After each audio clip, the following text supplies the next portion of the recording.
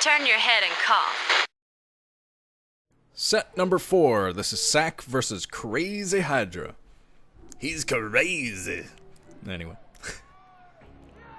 Ooh, cross positions. It should be fun. Still 2-1 in SKT's favor. Except, down to 5 o'clock position in blue is Ssak. Hate that extra S. Actually, I hate that name in general. But, yeah, why is he not wearing his glasses? No one on SKT is wearing their glasses today. What's up with that? I don't like it. Scowling. Anyway, up at this 10 o'clock position in yellow is Crazy-Hydra. At least he's representing the 4-eyed race. Represent. There's a very outdated photo of Crazy-Hydra in the audience. Okay, anyway. Fun facts for this matchup. The map is Sniper Ridge. These guys are cross-positioned, so it should be fun. But this is a Terran favored map against Zerg, so Ssak does kind of have the advantage in this one. But it's odd that Ssak was fielded at all. Looking at the stats, I was very surprised because Ssak has had 0 wins, 2 losses this season, so he hasn't even been fielded a lot. He's been fielded 2 times this season, so it's a very unusual choice to send him out. But it could be a sniper. That would be so appropriate for Sniper Ridge. Yeah, a sniper, by the way, if you don't know, is a player who is sent out specifically to snipe a certain race or player. They prepared a build specifically for that race or player, and they send them out when they wouldn't otherwise. Hey, Go Rush in the audience. He's a commentator now. I think he's still a commentator. Might still be. Go Rush, legendary Zerg player. But okay. Yeah, Ssak was a weird choice. 2 losses, 0 wins. Of course, I don't think that says much about the way he's playing. Just because he has no wins this season. It's only been 2 games. I don't think that's very telling at all. The second base coming down for Crazy-Hydra. Now on the second base, just about to plop down for Ssak. Is that a 14cc? I think it is. A very quick command center. But this is a 4-player map, so it's fairly safe to expo like this anyway. Let's get to more of those fun facts while that guy gives a heart to everyone. Pervert. Oh yeah. Another fun fact, these two have never faced each other, which is a bit unusual on the scene now, with veteran players. I guess these guys aren't super veteran or anything like that, but they've never squared off against one another. They can't say that for any of the last 3 games. Those guys have all faced each other before. And there comes finally the barracks from Ssak down at the 5 o'clock position. But, Ssak could be a sniper, could be a Zerg sniper, might have something up his sleeve for poor, unfortunate action. Not action, the Crazy-Hydra. Getting the names all mixed up already. I hate it when that happens. I should be like, some commentators will, speaking of commentators, there they are right in the audience. Now Raw! Didn't even see Now Raw there. Freaking Now Raw! Epic as hell. Giving a thumbs up. Yeah, that's Now Raw, right? But speaking of commentators, I should be like some commentators, like tasteless, and say, well, the Zerg player is doing this, and the Terran player is coming down. Make it so much easier to not jumble things. Alright. Ssak, he's moving down to his natural expansion, transferring over with his SCVs, and has the bunker at the front for a bit of protection. Ssak protection, I'm sorry. Had to. With a name like Ssak, you're just opening yourself up to those kind of insults and horrible things like that. But okay. There's Ssak moving his way up sorry, to the natural expansion to get a bit of scouting information. He has the 2 barracks going, got the engineering bay for the +1 upgrade. We should see the academy very, very soon for him. Now, sneaking inside of the main, getting the full scout on everything that's happening. He sees the extra hatcheries, so he knows it's probably not going to be an early lurker build or anything like that. Unless Crazy-Hydra is trying to be extra sneaky or extra crazy. Sorry. Okay, the 2 Marines I saw getting ready to get inside of that bunker provide a little bit of extra defense for the 14cc build.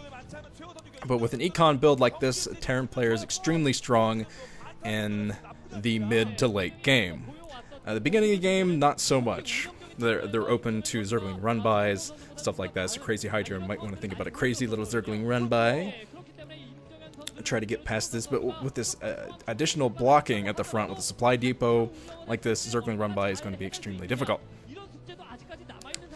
Okay, Spire on the way. So we're going to start it off with a bit of standard Muta harassment, it seems, from Crazy-Hydra. He's going to try to make his way all the way over to the other side of the map to get some harassment on. Since it's cross position, it's going to take him a long time to get there, and I bet that Ssak will be prepared for anything coming his way. But since both players are kind of unusual choices for the map, I guess Crazy-Hydra is not that unusual. He has a 10-win, 4-loss record this season, so he's been playing well. Good to field on a map like this. Look at all these barracks coming up. It's going to be a huge early game push from Ssak. He's going to push a ton of Medic and Marines soon. Yeah, that kid in the audience, he knows what's coming. That wave means freaking Medic Marines, man. There's some Zerglings running around the middle trying to intercept any additional SCVs going out to scout. Look at all these barracks. Lots and lots of barracks. So this is going to be very painful for Crazy-Hydra if he doesn't get a bit of scouting at the front. You got to keep at the natural expansion, keep running back and forth with the Zerglings to check on the amount of Medic and Marines that are out. I saw a Firebat already, so we could see a small push from Ssak very, very soon. He's scanning the natural expansion, seeing the lack of static defense might pique his interests, might move out very soon, to at least force that static defense to be built. At the very least, that's what he could do. But at the very most, he might be able to break through completely if Crazy-Hydra is overly confident and doesn't commit to any static defense. Okay, Ssak is making his way up. He's going to run into a lot of Zerglings making their way over, but the Firebat should be enough to defend against that. And here come the Mutas. The Mutas are going to keep these Medic and Marines at bay. And this could be a very nice pincer attack if Ssak doesn't back off. Oh, this could be a huge attack. It could bring in the Zerglings and the Mutas at the exact same time for a gigantic attack. Gotta snipe that Firebat, though. The Firebat is critical. You see, he's trying to go for it. Oh, snipes the Firebat, meaning, yeah, he's just leaving the door open for a big surround attack with all of his troops. As the Zerglings and the Mutas kind of hanging around, trying to snipe as much as he possibly can. But I think he lost a Muta or two in the process as he was trying to snipe those units. So that's why he's kind of not going full on with this yet. Losing some Zerglings there, too. Trying to get in position for a nice surround attack, but hasn't found that position yet. The Hydralisk Den already out. Going to try to get the lurkers, and Crazy-Hydra is getting a surround of these reinforcements. He finds the reinforcement troops, critically a lot of medics there as well. But that doesn't even bother Ssak. Ssak is going to move out. I think he knows about this base down at the 8 o'clock position. It seems that he does because he's moving down to that position. The creep colony is going to have to be morphed into Sunkens right there. Yeah, the Hydras aren't done yet. Just kind of sitting there. I'd like to be a lurker someday. Yes, so far, no such luck. And here comes Ssak. He's trying to go down to the 8 o'clock position. So far, Crazy-Hydra has done a good job of just delaying this as long as possible. With the 2 sunken colonies there, that should delay it even more, so that lurkers might actually have enough time to pop and protect that base. Okay, Ssak is going to try to probably surround those sunken colonies, possibly, but yeah, the lurkers are going to pop up any second now. So this base, I think, is going to be protected as long as the lurkers get into a good enough position to protect that base. Yeah, the lurkers just popped up, haven't burrowed yet, but they're going to have an intense standoff, I think, down at that 8 o'clock position. Here come the Mutas, trying to get a bit of harassment while most of the troops are out in the field. Very smart attempt at harassment, getting fended off mostly by the turrets there, it seems. But working up to Starport, trying to get to those science vessels. Ssak is trying to jumpstart that economy, and he's already built so many barracks that, yeah, he'll probably be moving out with a flood of reinforcements soon to at least try to take down this base at the 8 o'clock position. The lurker's going to keep most of these troops at bay for the moment, though. Most of the troops are going to be kept at bay, at least till the tanks come out, but here come the Mutas, attempting even more harassment. Takes out a Marine, but loses 1 Muta in the process. So, a nice surround there. The lurker's coming in.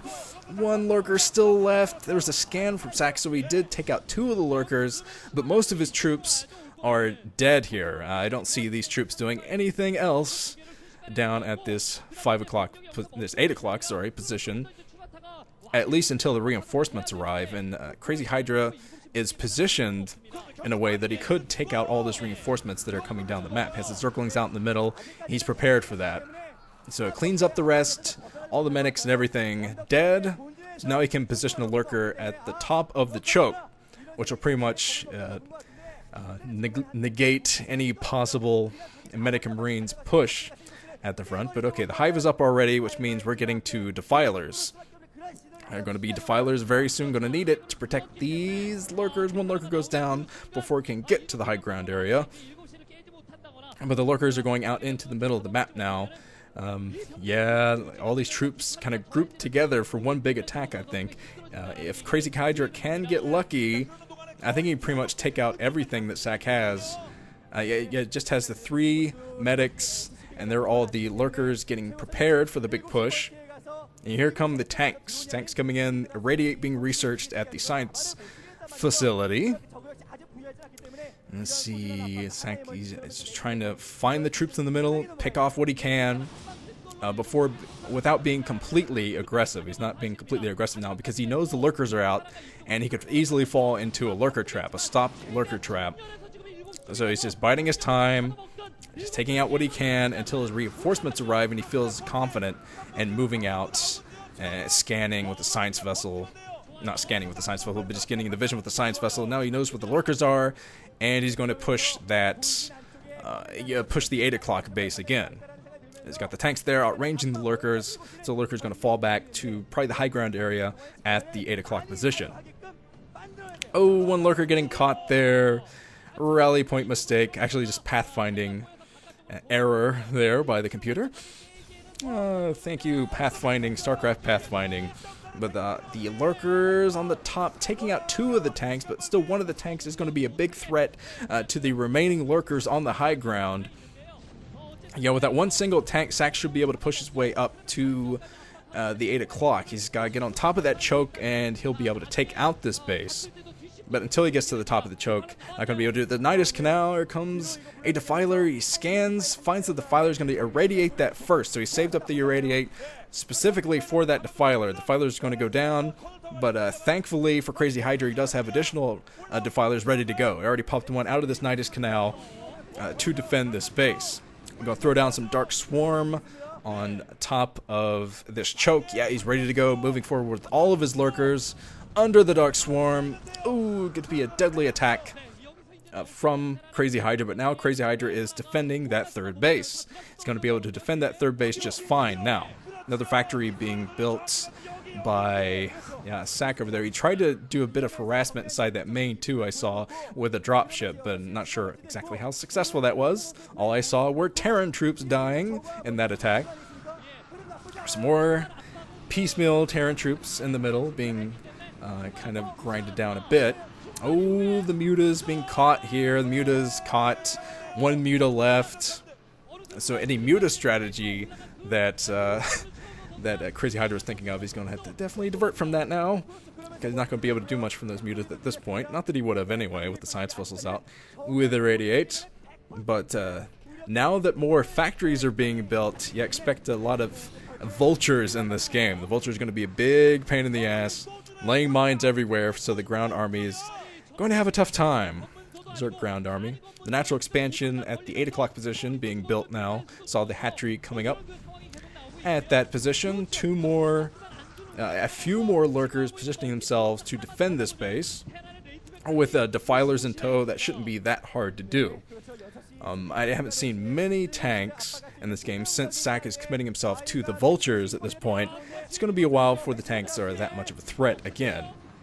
I have to wait until the 4th base. Oh, man. Mine drag into a huge amount of lurkers. Look at that. Like four lurkers went down to that 1 mine drag, I think. Plus all this harassment up at the inside of the main. Oh, man.